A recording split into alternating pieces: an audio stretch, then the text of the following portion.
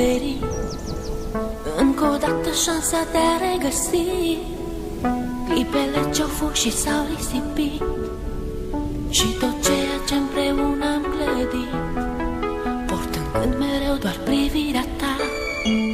Realitatea nu o pot accepta.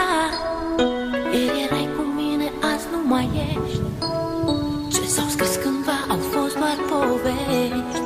Tu spuneai mereu trăiește-ți clipa, viața însă n-a putut ierta.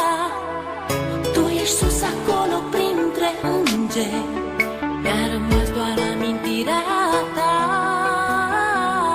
Vei rămâne în gândul meu, la bine și la greu. Iar tot ceea ce-am făcut împreună ne va lega mereu.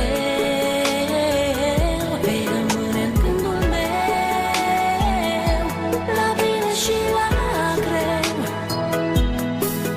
Iar tot ceea ce-am făcut împreună ne va lega mereu.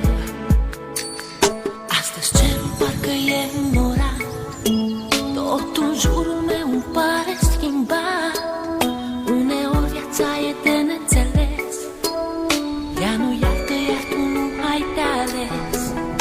Este ultimul tău drum, te-am pierdut, amintirea se așterne în trecut. Ieri erai un suflet nevinovat, astăzi îngerii din cer mi te-au luat. Parcă ieri trăiam speranțe și vise, parcă ieri aveam tot ce ne-am dorit. Tu spuneai că viața merge înainte, mă întreb oare chiar s-a sfârșit. Vei rămâne în gândul meu, la bine și la greu. Iar tot ceea ce-am făcut împreună ne va lega mereu. Vei rămâne în gândul meu, la bine și la greu. Iar tot ceea ce-am făcut împreună ne va lega mereu. Știu că mă auzi. Este poate ultima oară când te privesc în ochi, ultima oară când îți văd chipul, ultima oară când îți vorbesc.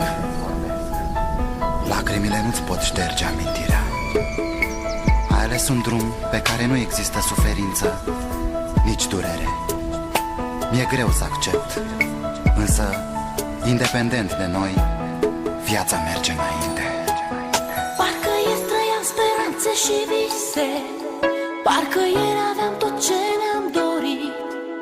Tu spuneai că viața merge înainte, mă întreb oare chiar s-a sfârșit.